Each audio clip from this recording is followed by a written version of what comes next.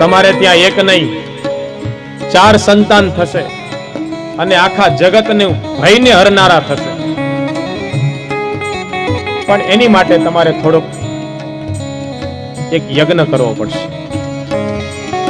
દશરથ રાજા કે ગુરુદેવ તમે કહો તો દાન આપું, તમે કહો તો હીરા માણેક મોતી આપું, તમે જે કહો એ કરવા તૈયાર છો. અને તરત જ વશિષ્ઠ ઋષિએ શૃંગી ઋષિને બોલાવ્યા છે.